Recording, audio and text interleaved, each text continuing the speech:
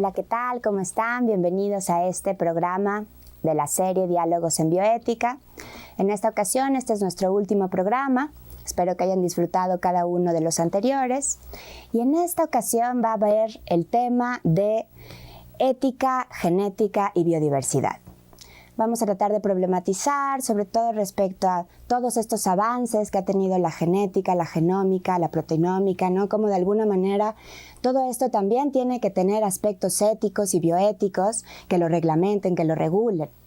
También de alguna manera nos vamos a cuestionar desde cuándo existe este matrimonio entre la ética y la genética, ¿no? Si tiene un largo trayecto histórico, si no, ¿no? Todas estas cuestiones nos va a ayudar mucho este interesante panel que tenemos el día de hoy. Voy a presentarlos. Tenemos a la doctora Ana Barahona. Hola, ¿qué tal? Muchas gracias por estar aquí. Hay que felicitarla, puesto que es una recién galardoneada del Premio Universidad Nacional. Tenemos aquí al maestro en bioética, José Antonio Alonso, ¿no? Un especialista en estos temas, bienvenido. Y a la antropóloga física, Irina Ortega. Hola, buenos días. Muy buenos días. Que además actualmente está haciendo una estancia en el IMIGEN, ¿no? Muchas gracias. ¿No? Por lo tanto, todos estos temas de genética pues los tiene muy frescos. Les recuerdo que este programa se enriquece mucho con sus comentarios, con sus opiniones, por lo cual les recuerdo nuestro correo de voz, ¿no? 5622-8718 y 5622-8742. También nuestro correo electrónico mirador@cuaed.unam.mx. Por favor, llámenos, coméntenos, sugiéranos, ¿no? Sean parte de esta pequeña discusión, de este pequeño debate que vamos a tener el día de hoy. Me gustaría comenzar planteando un poquito, la doctora Ana Barahona es una gran especialista en la historia de la biología, por lo que me gustaría llevar un poquito y comenzar este diálogo de esa manera. ¿Qué opina usted, doctora, de esta relación entre la historia, la genética, la bioética, la ética? ¿Cree que han estado juntas por mucho tiempo o no? Sí, mira, yo me gustaría comenzar diciendo que en el seminario que nosotros, como parte del programa universitario de bioética tenemos, nos queremos enfocar justo en esta relación entre la genética, la ética y la biodiversidad, por razones que, bueno, ahorita vamos a ir desarrollando. Pero una de las cosas más generales que me gustaría introducir es que la ciencia y la tecnología, como se han venido desarrollando a partir de la gran revolución industrial, no se deben de ver más como desarticuladas de un evento mucho más grande que es el de la cultura, sino que forman parte intrínseca de este fenómeno llamado cultura, y que por lo tanto las cosas que desarrolla o hace la ciencia y la tecnología pues impactan de muchas maneras a las sociedades, ¿no? Y cómo se van conformando históricamente. En el caso particular de nosotros, que es el caso de la genética, pues obviamente a partir de que se establecen las leyes de Mendel, bueno, se redescubren en realidad las leyes de Mendel, que propuso él a mediados del siglo XIX, pero que en realidad la genética se desarrolla con fuerza en el siglo XX, es que empezamos a ver cómo estos desarrollos en genética, o sea, este tratamiento de la herencia, de los seres vivos, como todos estos desarrollos tanto científicos como tecnológicos, o sea, la producción de artefactos o de mejores aparatos para medir o para observar ciertas cosas, pues ha impactado de manera muy, muy importante a las sociedades, como ahora se les llama las sociedades del conocimiento. Y hay una relación que es históricamente muy, muy importante, que es, por un lado, el desarrollo de la genética como una disciplina científica, pero por otro, todas estas ideas no específicamente científicas que desarrolló Galton, el primo de Darwin, a finales del siglo XIX, que se llama eugenesia. Y entonces obviamente esta relación entre, por ejemplo, pensar que en la sangre, y ahora lo diríamos en los genes, ¿no? Te viene lo bien nacido, el genio, o por el contrario el alcoholismo o otro tipo de cosas, pues es una cosa que se ha visto y que se ha desarrollado a partir de la genética con mucha mayor intensidad.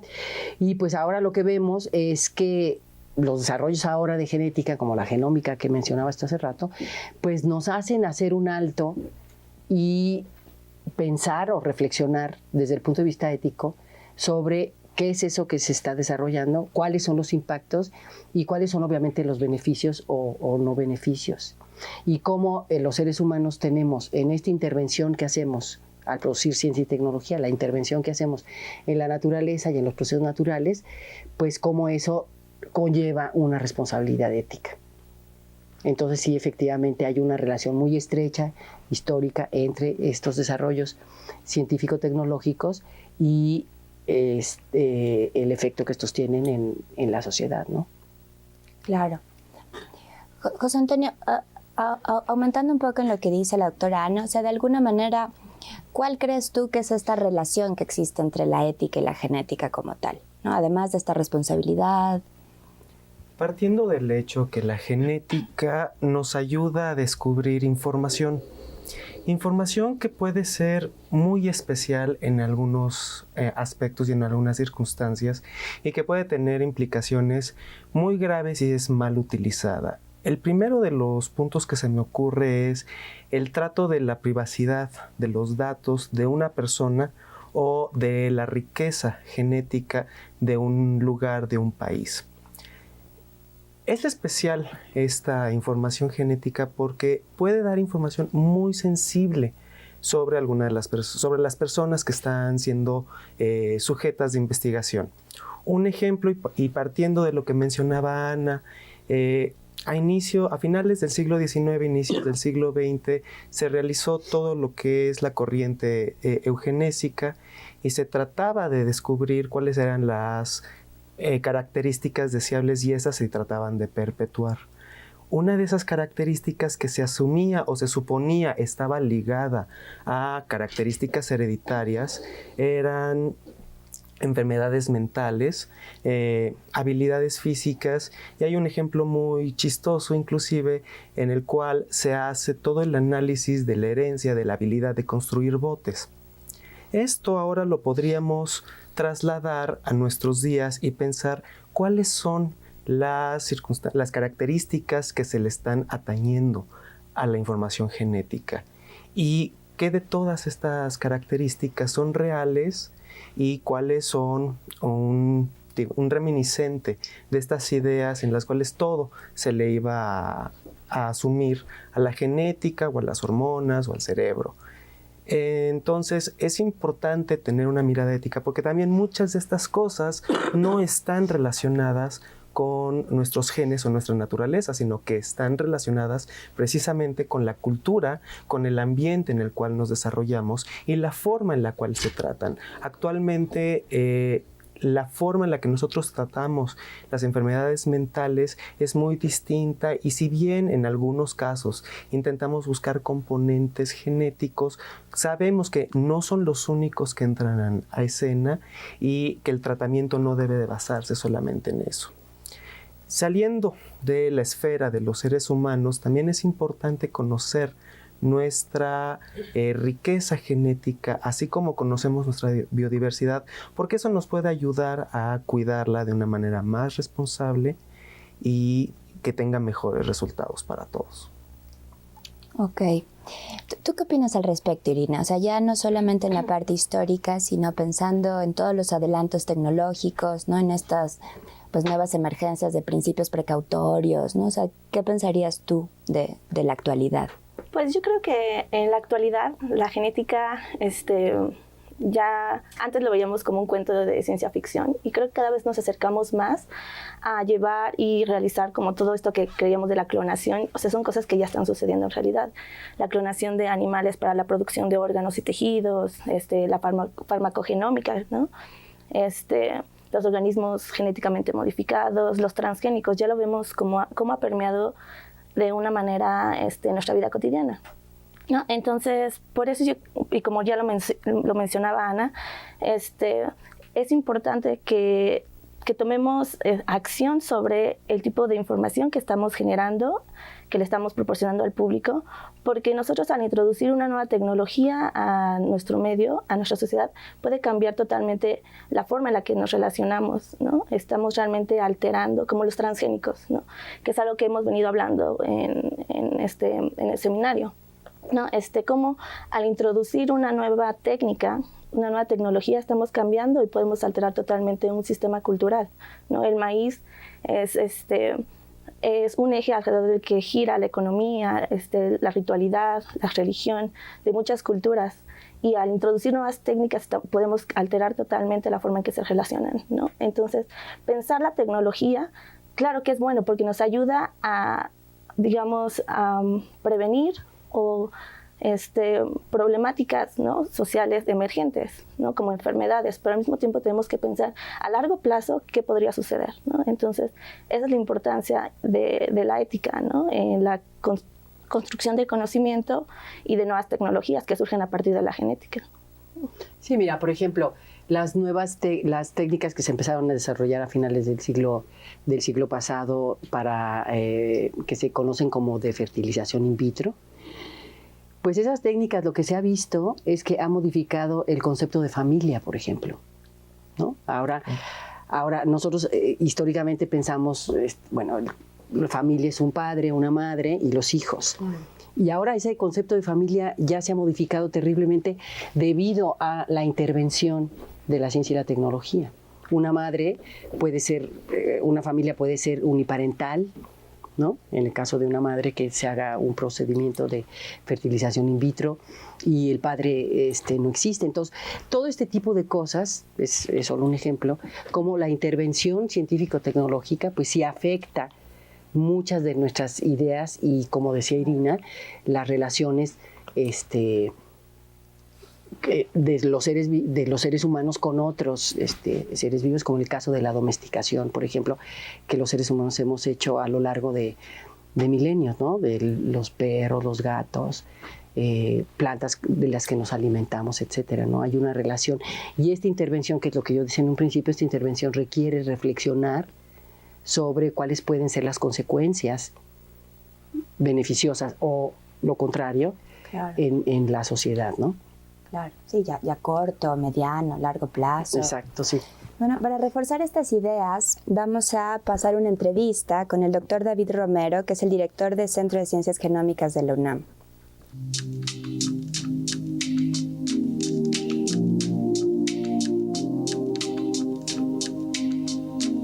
La genética es, sin lugar a dudas, una de las áreas más importantes en la biología actual.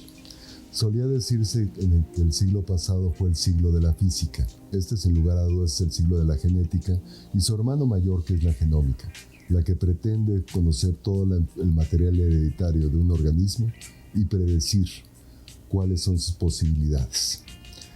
Desde luego, la posibilidad de poder visualizar todo el material hereditario da la posibilidad, por ejemplo, de poder realizar identificación genética de individuos. Un tema de profunda importancia y profundas implicaciones también para la ciencia moderna. Ahora, eso a la vez abre para la bioética un problema importante por el lado de protección de datos personales. El genoma es propio y es tal vez una de las partes más íntimas que tenemos.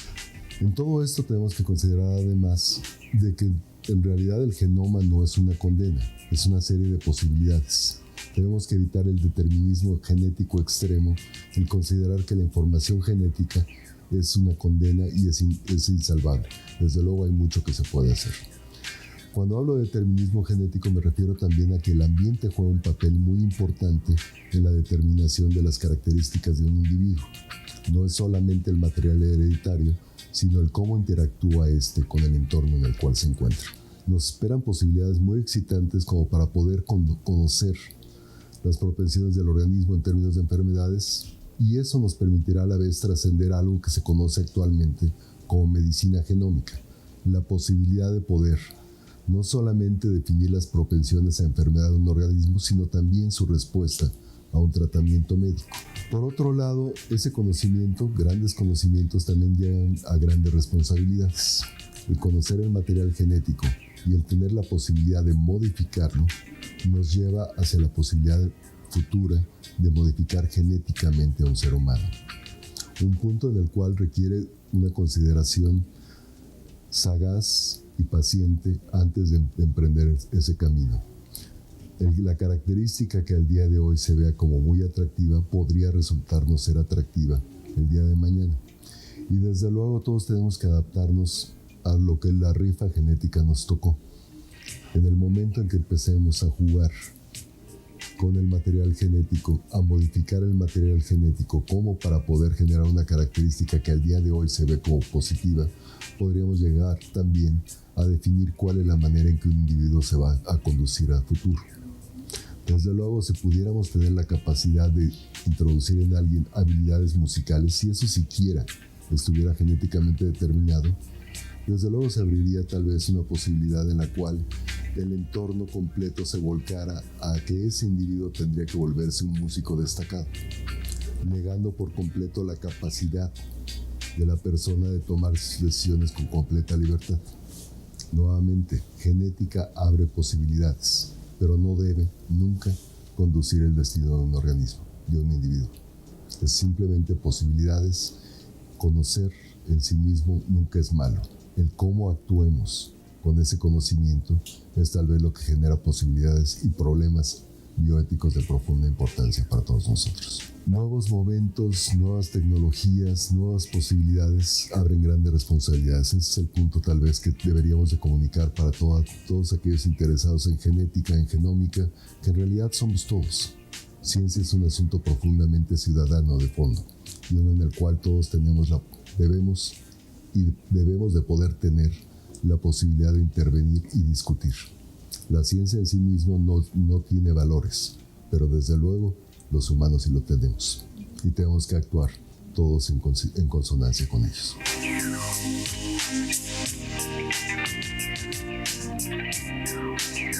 Bueno, después de haber escuchado esta interesante entrevista con el doctor Romero, nos surgen algunas preguntas, ¿no? Por ejemplo, ¿qué opinan ustedes de este determinismo genético? ¿No? ¿Cómo podemos de alguna manera, pues no sé si combatirlo o lidiar con él, o qué opinan de estos casos? José Antonio, te veo con ganas de platicar. Claro. El determinismo genético es una de las herencias que nos ha quedado de tratar de encontrar un lugar en donde se encuentren todas las respuestas. Y a veces la gente miraba hacia arriba, a veces miraba hacia otros lados. Pero en realidad es más querer encontrar las respuestas en donde no están, porque la genética, como ya ha sido mencionado previamente, no puede darte todas las respuestas. Tú puedes tener un gen que te predisponga a una enfermedad, digamos diabetes, por ejemplo.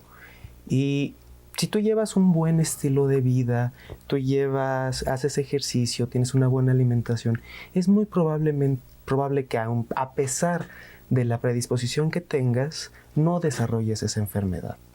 De manera alternativa, si tú no tienes esa predisposición, pero no te cuidas y te dejas ir, es bastante probable que el ambiente en el cual estás desarrollándote te haga generar esa enfermedad.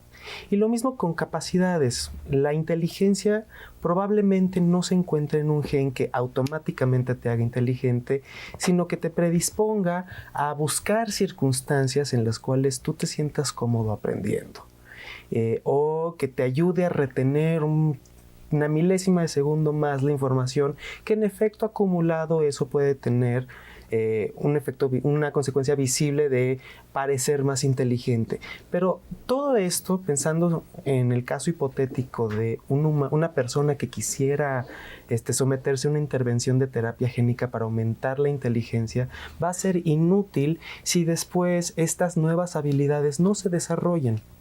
Imaginen una capacidad mayor para correr más rápido, o para ser más fuerte, o para llegar más lejos. Un deportista pudiera intentar ir por ese lado para hacer trampa, que obviamente en una competencia es una trampa y no se debería permitir, pero cualquier deportista que no está en competencia y que quiera rendir más, pues va a poder hacer uso de esa herramienta, pero cualquier otra persona que se someta a una intervención hipotética como esta, que no la desarrolle, pues va a ser como una papa de sofá, no va a desarrollar las habilidades y va a ser inútil. Esto lo podemos extrapolar y nosotros podemos decir, yo quiero una modificación que me ayude a mejorar tales características de una planta, tales características de un animal. Si nosotros no sabemos el contexto en donde se va a desarrollar esta modificación, va a ser inútil. Y si ese contexto no le es favorable a la modificación, entonces va a ser una pérdida de tiempo. Si nosotros hacemos modificaciones genéticas para hacer cultivos que no van a ser aprovechados en su totalidad por las características de la cultura en donde se quieren introducir, entonces no va a servir para nada. Okay. Por ejemplo, tú mencionabas esta cuestión de todos estos avances tecnológicos, ¿no? O sea, que de alguna manera la genómica está teniendo una gran intervención, ¿no? Se está pensando mucho en la genómica, hay grandes presupuestos que se van hacia la genómica. Y yo me pregunto, ¿qué tanto en los centros de genómica están tomando en cuenta estas cuestiones que dices tú? ¿No? O sea, justo sí se toma en cuenta el contexto, sí este otro constreñimiento ambiental se considera tan importante como el genocentrismo o... ¿no? Irina. Pues bueno, yo en mi experiencia particular en el Instituto de Medicina Genómica, fíjate que sí son cosas que se comentan, ¿no? Cuando hacemos juntas, todo sí son cosas que se comentan, pero realmente es muy difícil integrar todas estas variantes dentro de la investigación, ¿no? Entonces terminamos haciendo investigaciones muy especializadas, ¿no? Justamente, ¿no? Cuando ves el genoma y ves hay tanta información, ¿no?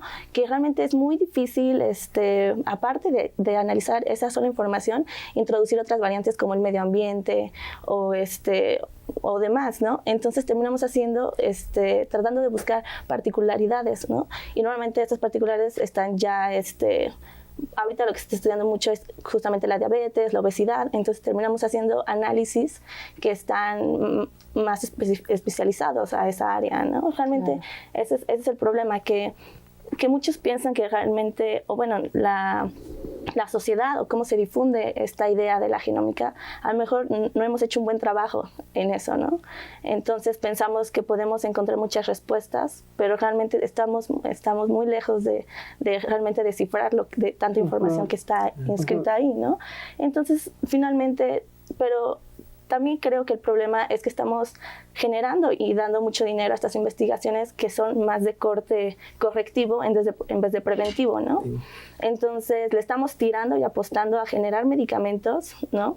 Para corregir una enfermedad en vez de prevenir estas enfermedades, ¿no? Entonces yo creo que ahí también nos está fallando mucho este vínculo, interacción de hombre-medio ambiente, ¿no? Creemos que la genética y la genómica y las ciencias van a responder a algo que realmente está en nosotros, ¿no? Y en cómo interpretamos nuestro medio, cómo nos involucramos y nos vinculamos con él. Ahora fíjate, Jimena, que esta no es una problemática nueva. Cuando empezó el programa hablábamos de Galton, el famoso primo de Darwin, que desarrolló todas estas ideas de eugenesia positiva y tal.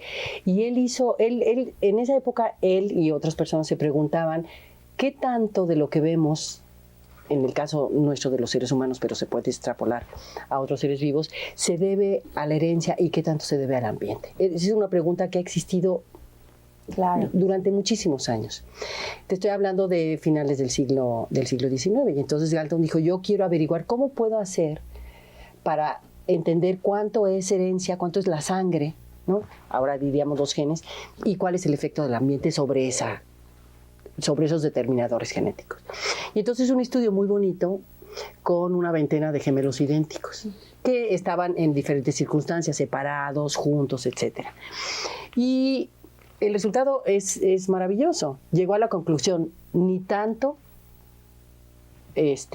al ambiente, ni tanto a la herencia, sino que es una combinación. Tú podías tener, por ejemplo, 2 gemelos que estaban separados incluso geográficamente, y lo que se comía, lo que se oía, lo que se leía, la escuela, etcétera, etcétera, tenían un impacto y que en el otro no tenía. O sea, que realmente el ambiente lo que demostró, o quiso demostrar Galton, es que el ambiente importa. Lo que mencionaba Pepe hace rato, ¿no? Tú puedes tener un gene que está muy ubicado que te puede desarrollar cáncer de mama, por ejemplo, pero si llevas un cierto estilo de vida o lo que sea, puedes darle la vuelta, digamos, ¿no? Y luego hablabas tú de determinismo, bueno, lo oímos en la entrevista, fue una corriente muy fuerte, sobre todo en cuanto se empezó a desarrollar la genética con fuerza en los años 30, en que se pensó es que todas las características en el caso de los seres humanos tienen que tener un correlato genético. Y entonces se acuñó esta frase que era el siglo XX como el siglo de los genes. ¿Por qué? Porque había todo este proyecto de investigación de, no, es que en los genes está la homosexualidad, el alcoholismo, la diabetes, etcétera, claro, etcétera, ¿no? Y en ese cajón pues había desde enfermedades que ahora sí sabemos que son enfermedades genéticas, como otras que no lo son, como el alcoholismo y eso. Y posteriormente, bueno, se fue relajando esta idea y ahora volvemos a retomar esta cosa de que hay que ver a la herencia no solamente de una manera mucho más abierta, no solamente el gen que codifica para una proteína que tiene un efecto, etcétera, ¿no? Sino que realmente hay un peso específico importante del ambiente, y por ambiente entendemos pues lo que nos rodea, nuestros hábitos, etcétera, ¿no? Claro. Y entonces sí hay ahora hay todo este balance de decir, bueno, pues sí, un tanto genético, pero también un tanto del ambiente, ¿no? Y lo que te hace ver eso es que no puedes separar tajantemente y decir esto es genético y esto es ambiental, sino que muchas veces es una interrelación que es difícil, como decir Ina, ¿no? Que es difícil de en un laboratorio decir, a ver, aquí estoy viendo el efecto del ambiente. Pues no. Claro. Y entonces eso lo que hace es, como yo decía hace rato, detenernos y reflexionar sobre estos avances científicos y tecnológicos, porque sí merecen pues un poco predecir lo que puede pasar o lo que no puede pasar. Y en eso, de lo que yo hago, por ejemplo, la historia, pues es un gran elemento que te puede dar luz, ¿no? sobre el futuro, ¿no? Claro. Bueno, vamos a ir a una pausa y vamos a seguir con este interesante debate. Muchas gracias por seguir con nosotros.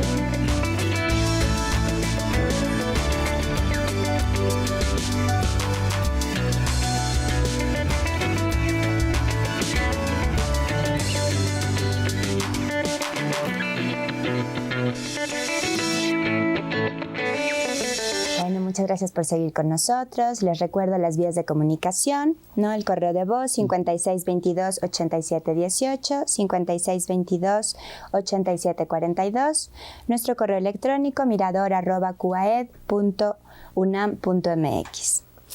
Bueno, vamos a continuar con este debate y vamos a comenzar con una entrevista al doctor José Luis Vera, ¿no? Él es el director de la Escuela Nacional de Antropología e Historia, que justo va a dar cuenta de este debate, que yo no sé si podríamos seguirlo llamando así, que es la naturaleza y la cultura, ¿no? Determinismo genético, ¿no? Constreñimientos ambientales, ¿no? Vamos a ver.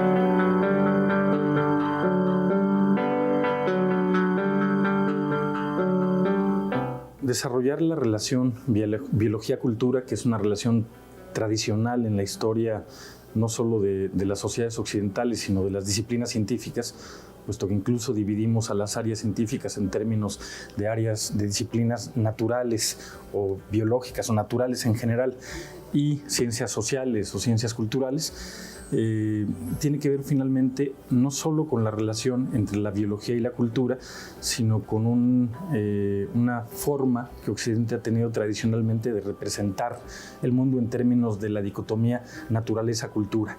Es decir, la propia antropología surge en el contexto de explicar las diferencias entre los seres humanos a partir de la relación naturaleza-cultura. En un caso, cuando planteamos la relación biología-cultura, estamos hablando de una disciplina científica y de una categoría de análisis propia de la antropología cultural, como es la cultura. Yo lo planteo en primeros términos como que esta relación biología-cultura, en términos de categorías analíticas, se refiere más a la dicotomía naturaleza-cultura. Bajo este esquema, la relación o la existencia de la dicotomía biología-cultura ha seguido a lo largo de la historia muy diversas manifestaciones, desde aquellos esquemas que suponen que la biología no tiene que ver nada con la cultura, que la biología es naturaleza y la cultura es finalmente una invención de los seres humanos que existe, pero que no es una categoría natural y que en principio tiene que ver cómo los grupos humanos se representan en el mundo, tienen costumbres, tradiciones, tienen pensamiento mítico, tienen rituales, en fin, hasta posturas que buscan un interaccionismo de las dos categorías, es decir, no se plantea una total independencia entre la biología y la cultura y se proponen como categorías interactuantes. A partir de esto, me parece que una reflexión pertinente es, en principio, una propia reflexión sobre lo que implica la biología y lo que implica la cultura en el ámbito de los seres humanos. Hemos pensado a lo largo de la historia que somos la única especie que tiene cultura. De hecho, asumimos una postura a veces petulante, asumiéndonos como una especie dominante que es capaz de imponer su sello cultural a la naturaleza y apropiarse de ella. Pero en este contexto, una pregunta resulta muy pertinente y en un sentido perturbadora. Es decir, ¿la cultura es realmente independiente de la naturaleza? ¿Surge independientemente de ella o es finalmente un producto natural que en el caso de los seres humanos ha llevado a generar pues, una pluralidad y una sofisticación en el pensamiento humano? Yo estoy convencido de que la cultura es finalmente una propiedad emergente de la naturaleza, que no es una categoría única, es decir, hay muchos estudios que muestran que algunos animales tienen comportamientos que se han dado a llamar protoculturales o preculturales y que cuando uno ve la evolución humana lo que encontraría es que comportamientos complejos que puedan ser calificados de comportamientos culturales surgen en un momento de la historia de la evolución de los seres humanos. Es decir, la familia taxonómica a la que pertenecemos, la familia de los homínidos, no siempre, que surge hace 7, 8 millones de años de antigüedad, no siempre tuvo comportamientos que en un sentido nos separaran o mostraran una singularidad respecto de otras especies en términos de ser calificados como comportamientos culturales. Es decir, las primeras fases de nuestra evolución no se distinguirían mucho en términos de los comportamientos respecto de los que tienen, por ejemplo, los grandes simios, los gorilas, los chimpancés. Pero hace 2 millones de años los seres humanos empezamos a transformar intencionalmente el entorno a partir de la elaboración de las herramientas. Elaborar una herramienta implica una planeación que tiene que ver con una concepción de para qué sirve la herramienta, una fase de diseño, una fase de elaboración, es decir, implica un comportamiento muy complejo. Pues hace aproximadamente un poco más de 2 millones de años, los seres humanos empezamos a tener comportamientos que pudieron ser calificados como comportamientos culturales. Al final, cuando uno plantea esta relación o esta dicotomía naturaleza y cultura, yo creo que lo que hemos seguido es un esquema, una representación que de algún modo tiende a simplificar, porque en los seres humanos en la actualidad no hay una cultura sin una biología, y los seres humanos somos animales culturales, ¿no? En ese sentido tampoco hay una biología, una naturaleza sin cultura. En este sentido, yo creo que lo que hemos hecho es simplemente construir un par de dicotomías que en la realidad constituyen un todo, que no existen como categorías independientes y mucho menos, primero no existen como categorías independientes y en el mejor de los casos el plantear un interaccionismo entre biología y cultura es necesario, aunque tendríamos que partir del hecho de que esto se da de un modo integrado, es decir, que cuando surgen en la evolución de los seres humanos comportamientos culturales, se dan en el contexto de una especie que es natural y que en ese sentido no está escindida de la naturaleza, aunque se construyan, aunque construye un espacio a partir del cual se identifica como un animal cultural. Siempre cuando se plantea la relación de la dicotomía naturaleza-cultura, o biología-cultura en este caso, yo soy muy temeroso de los reduccionismos, el asumir, por ejemplo, que nuestras formas de ver el mundo, nuestras formas de interactuar con los seres humanos son solo producto de nuestro estatus de animal cultural, me parece que es peligroso, como en el caso de asumir que la biología lo determina todo. Yo creo que la naturaleza, la biología y la cultura es un todo interactuante y que justamente los reduccionismos se prestan a problemas de reflexión de la ética, ¿no? Es decir, si fuéramos animales solo culturales sin una biología, que eso no puede existir, o si fuéramos animales o una especie dominada por su biología, me parece que muchos planteamientos éticos no tendrían cabida. Es decir, si nuestro comportamiento está determinado por la biología, somos responsables de ellos, ¿no? Entonces creo que se plantea ahí una reflexión que es interesante y que en el fondo tiene que ver más que con la realidad, con formas como nos hemos representado esta dicotomía, que por otro lado es, ya digo, importante en la tradición occidental, no la biología y la cultura, pero sí la naturaleza y la cultura. Me parece que es un tema vigente, que además acarrea otras muchas dicotomías, como el problema de lo innato y lo aprendido, el problema de las responsabilidades éticas de los seres humanos como animales culturales, y una serie de dicotomías como la dicotomía mente-cuerpo, la dicotomía salvaje-civilizado, incluso en muchos casos la dicotomía masculino-femenino, son constructos a partir de los cuales damos cuenta de una realidad. La biología evidentemente existe, la cultura evidentemente existe, pero no creo que existan independientemente una de otra.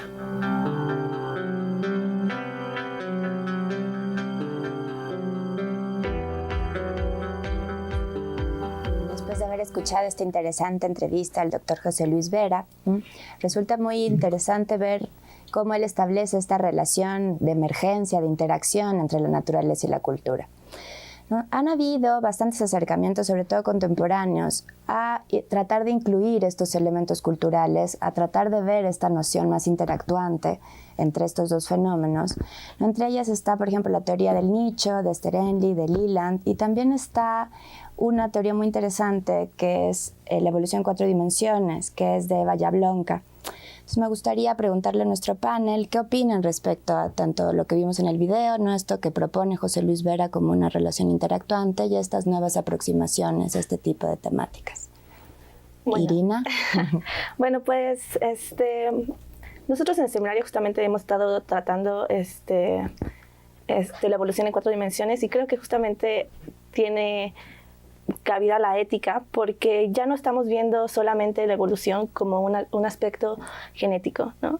Estamos viéndolo justamente como genética, epigenética, comportamiento y simbolismo. Entonces estamos ya viendo cómo estos 4 aspectos interactúan entre sí para dar pie a un proceso evolutivo, ¿no?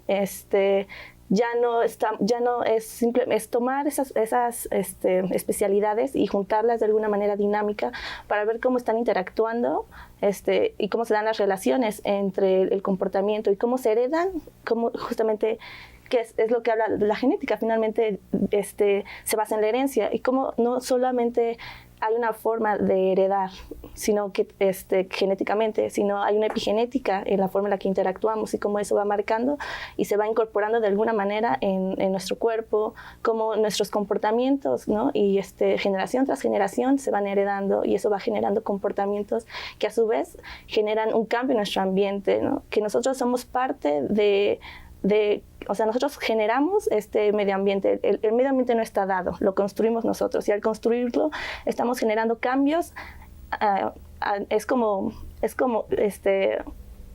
se da un ciclo, ¿no? Entre nosotros generamos cambios en el ambiente y el ambiente, por ende, genera cambios en nosotros, ¿no? Y nosotros somos parte de este proceso evolutivo, no solamente el medio, ¿no? Interactuando con nosotros. Y de alguna manera deshacernos de esta otra corriente de pensamiento que es el antropocentrismo, que nos hace pensar que nosotros estamos en el centro de todo y que la naturaleza, la cultura gira alrededor de nosotros. ¿Por qué? Porque al final, como mencionaba Irina, las intervenciones que nosotros realicemos en el ambiente son intervenciones que estamos realizando en nosotros mismos, en nuestro genoma, en nuestra cultura. Uno de los ejemplos más representativos de esta teoría de la construcción del nicho es cómo surgió los marcadores genéticos que nos permiten a algunos tener tolerancia a la lactosa. La lactosa es un azúcar que tiene la leche y por lo general todos los humanos la tienen hasta cierta edad porque la necesitan para digerir la leche materna. Sin embargo, en algunos lugares, hace muchos años, se comenzaron a domesticar en algunos vacas, en algunos otros lugares cabras. Y esta domesticación, esta incidencia en otra especie, en el ambiente, lo que generó fue un cambio en nosotros mismos. Algunas personas, algunas poblaciones más bien, desarrollaron la capacidad de mantener la lactasa, que es esta enzima que lo hace, por más tiempo y poder tomar leche sin tener ningún problema por mucho más tiempo, inclusive por toda la vida. Entonces, lo que nosotros hicimos con las vacas, con las cabras y con el ambiente, porque obviamente para tener vacas y cabras necesitas modificar el campo, eso tuvo una incidencia en nosotros mismos. Que se fijaron ciertas variantes, ciertas características genéticas, y que esas características genéticas se transmitieron a la siguiente generación de la misma forma en la cual se transmitió a la siguiente generación el conocimiento que se fue adquiriendo de cómo mantener a las vacas y cómo mantener a las cabras. Otro ejemplo, nosotros hemos coevolucionado o hemos compartido la historia con especies muy cercanas. Una de ellas, los perros, los gatos, nuestras mascotas, pero estas especies a la vez pudieran haber tenido una incidencia en nosotros. Y todas las especies que nosotros domesticamos pues, también son portadoras de patógenos propios. ¿Cómo pueden afectar esos patógenos a nosotros en el momento en el que salten esa barrera entre especies? Y es algo que vale la pena considerar ahora que estamos pensando en hacer modificaciones, incidencias en el ambiente. Tener en cuenta que todo lo que hagamos puede repercutir en nosotros mismos y dejar atrás la dicotomía de que lo que yo haga allá se queda allá. Es bastante interesante y uno de los objetivos que tenemos en el programa, bueno, en el grupo. Claro. Sí. ¿Ana? No, tú. Es que, por ejemplo, algo que me queda un poco la duda es si no de alguna manera eso sigue siendo genocentrista. O sea, seguimos estableciendo como el gen que implica esto y otra cosa. O sea, de alguna manera no podemos tomar en cuenta otras fuerzas evolucionistas, ¿no? La translocación génica, las mutaciones, la deriva génica, ¿no? O sea, como que de alguna manera, o sea, mi pregunta es si de alguna manera estas variables culturales no también tienen una cierta sinergia con este tipo de otras fuerzas evolucionistas que se han ido encontrando. Sí, por supuesto. Uno de los ejemplos es cómo nosotros incidiendo en el ambiente tenemos el efecto en nosotros, pero ahí estoy concentrándome en la actividad que hubo en el ambiente, y aquí lo interesante sería evitar verlo desde una perspectiva de los genes o de la cultura, sino en las interrelaciones, cómo todas se van juntando y cómo una no va a estar desligada de la otra, cómo hay cambios en el ambiente que se pueden ir hacia el genoma, o ni siquiera cambiar la codificación del genoma, sino quedarse en los patrones de expresión, que serían los cambios epigenéticos. Estos no cambian la secuencia, solamente cambian patrones de expresión y no los cambian permanentemente, son por algunas generaciones que se transmite. Y algunos de estos cambios no van a tener una incidencia, entonces es revisar cómo se interrelaciona todo en ambas direcciones del cuerpo hacia afuera, hacia el ambiente, en todos los elementos que tiene el ambiente, porque el ambiente puede ser algo bastante amplio, desde pensar en conductas, como pensar en símbolos, y sí, no podemos pensar en solamente un gen, porque para un gen el resto del genoma es su ambiente. Entonces sí, estoy de acuerdo en que una visión genocentrista resulta inútil en este sentido, porque no nos va a explicar pues el fenómeno humano, la experiencia humana en su totalidad o lo más integralmente posible. O sea, tú al principio mencionabas la cuestión de la domesticación, ¿no? O sea, cómo esos procesos de alguna manera fueron procesos culturales, ¿no? Que modificaron a los alimentos, ¿no? O sea, entonces, como entre esta nueva cuestión de los avances tecnológicos, de los alimentos genéticamente modificados y la domesticación de ciertos alimentos, ¿qué tipo de diferencias hay? Bueno, los seres humanos nos hemos caracterizado por hacer modificaciones en el ambiente, ¿no? Claro. Y mejorar ciertas especies ha sido una práctica milenaria. Simplemente que cuando se desarrolla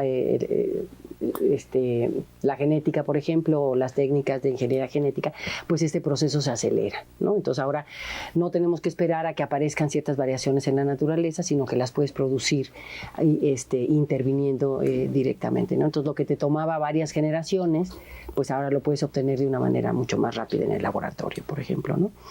Pero sí, efectivamente, esta actividad que los seres humanos desarrollamos con mucho éxito, que es la ciencia y la cultura, por decirlo, la tecnociencia, pues sí ha probado que sí somos capaces de intervenir en la naturaleza. Y lo que nosotros estamos viendo, o lo que queremos hacer, a donde queremos llegar en el seminario, es pues ver con una mirada diferente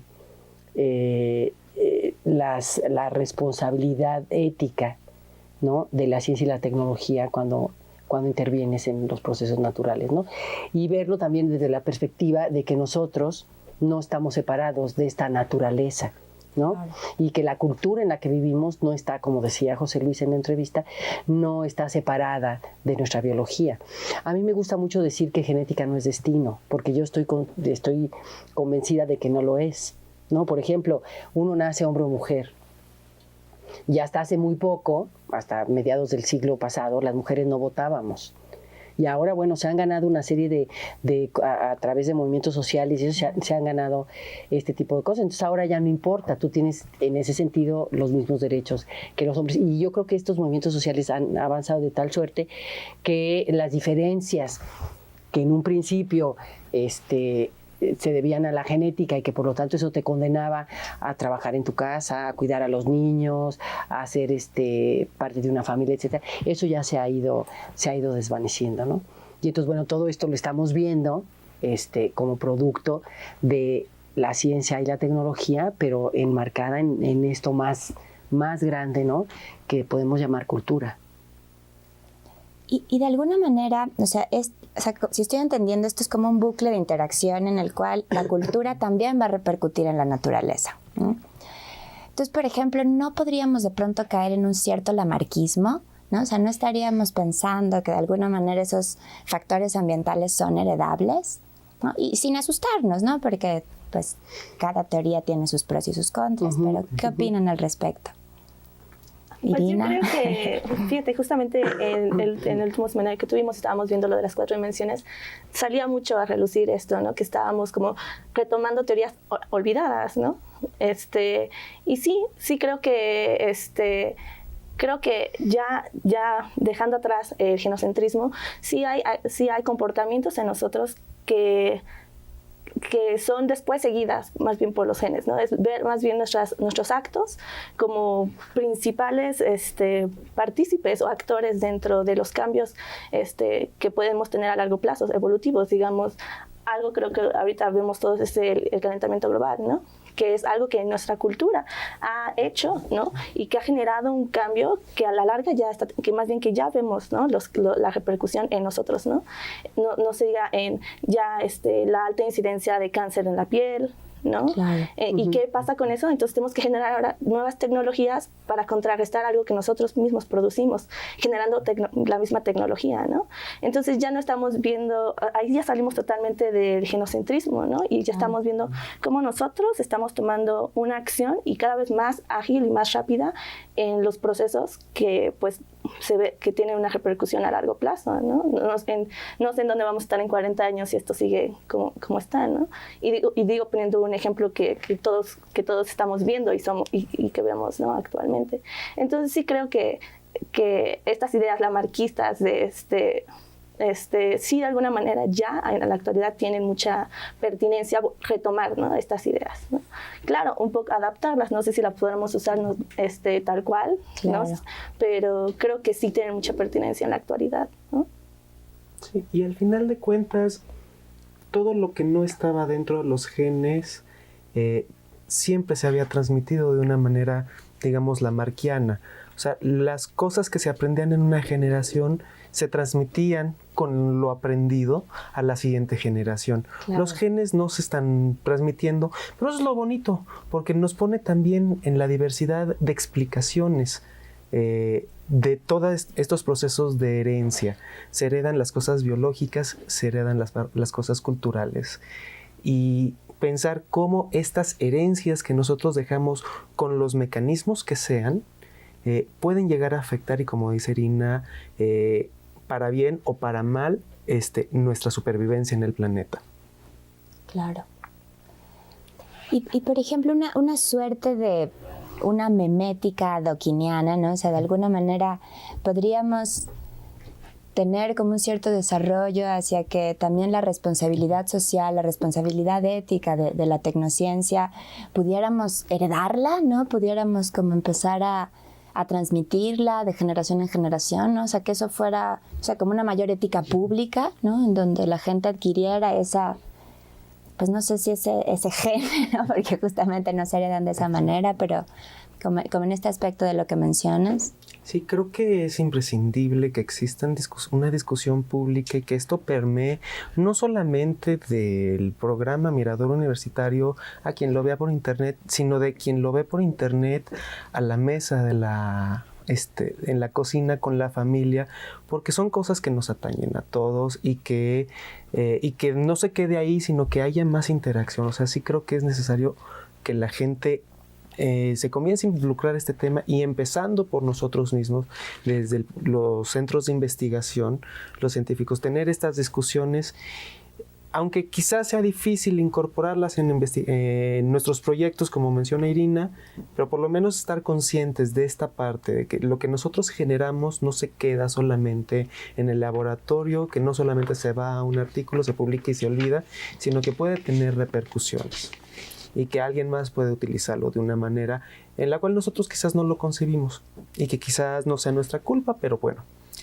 comenzar con este tipo de reflexión es uno de los primeros pasos, no sé. Sí, y mira, conectándolo con el primer programa que hubo de Mirador Universitario sobre ética y evolución, bueno, pues esta idea de que la ética es una parte esencial de nuestra evolución biológica, ¿no? Claro. O sea, no es algo místico ni nada por el estilo, sino que es una parte esencial de la evolución humana. Y por lo tanto, bueno, pues eso de alguna forma nos permite, pero también nos obliga a hacer esta reflexión ética que, como decíamos en un principio, sobre la intervención que estamos haciendo cotidianamente los seres humanos en el ambiente, sin pensar que esa intervención que estamos haciendo nos repercute tarde o temprano, ¿no? Y sí puede causarnos conflictos, igual que puede causarnos, obviamente, beneficios, ¿no? Entonces yo me atrevería a pensar que la reflexión ética, viendo la biodiversidad que existe en la naturaleza, es necesaria. Pues sí. Bueno, y ya para ir cerrando esta maravillosa intercambio de opiniones, me gustaría que cerráramos con un último comentario. Irina, por favor. Pues yo creo aquí que algo que es muy importante es la difusión, ¿no? La difusión de las ciencias, ¿no? Y creo, no solo como investigadores, creo que es importante saber qué le estamos ofreciendo al público, ¿no? Porque finalmente todo todo lo interiorizamos, ¿no? Toda la información que sale. Entonces creo que tenemos una responsabilidad de ya no solo, de tener un apartado siempre, ¿no? Creo en nuestros artículos donde podamos meter esta perspectiva ética, ¿no? Y la importancia del medio ambiente y cómo nosotros nos construimos, ¿no? A veces no sabemos que, por ejemplo, cuando se publica el genoma del mexicano, cuando se publica, la gente empieza a pensar en nuevas categorías, ¿no? O sea, ya no es el genoma del humano, ya es el genoma, ya es racismo genético. Exacto, ¿no? Entonces, de racismo creo que genético, es racismo genético, ¿no? Entonces, creo que es muy importante y tener mucho cuidado y no sé si incluso generar normas dentro de las instituciones que permeen, ¿no? Esto, y porque no sabemos la gente cómo lo va a interpretar y justamente de esa manera es como nos vamos a relacionar con nuestro ambiente o construirlo a partir de eso. Entonces creo que sí es muy importante la difusión que le damos a nuestros conocimientos y cómo construimos los saberes en la actualidad, ¿no? O sea, siempre estar conscientes que todo lo interiorizamos, ¿no? Y actuamos a partir de eso. Entonces, ese sería como mi comentario, ¿no? No sé. Muchas gracias, Irina. Coincido con Irina. Yo creo que una de las cosas que se tiene que hacer es ser críticos con nosotros mismos y decir, sale esta investigación, sale lo del genoma del mexicano, preguntas, bueno, ¿de qué mexicano? O sea, ¿a qué se refieren con el genoma del mexicano? Para no caer en este esencialismo de decir, hay un genoma de fulanito, de los mexicanos, y hay un genoma de quién. ¿Y quiénes están incluidos? Porque aparte, hablar de genoma del mexicano implica que ya se definió al mexicano. Y eso es todavía mucho más difícil, porque ¿qué consideramos? O sea, ¿qué vamos a considerar mexicano en la parte biológica? Es una de las interacciones. Una vez definido el mexicano, ahora ve al individuo y obtén su genoma, compáralo con todos los demás individuos. Entonces, ser crítico en esta parte de decir, no es tan sencillo, la genética, la genómica no son tan simples o tan flexibles, como mencionaba también en la entrevista el doctor Romero, y nada más, o sea, ser críticos con ese tipo de cosas para tener una mejor comprensión de las implicaciones que puedan tener todas estas tecnologías nuevas. Perfecto. Bueno, pues les agradezco muchísimo que estén aquí. Irina, Manuel, Ana, muchas gracias. Muy interesante todas sus opiniones. Les agradezco a ustedes por habernos acompañado en toda esta serie de diálogos en bioética. Y pues recuerden que la página del Programa Universitario de Bioética es bioética.unam.mx y hasta luego. Muchas gracias.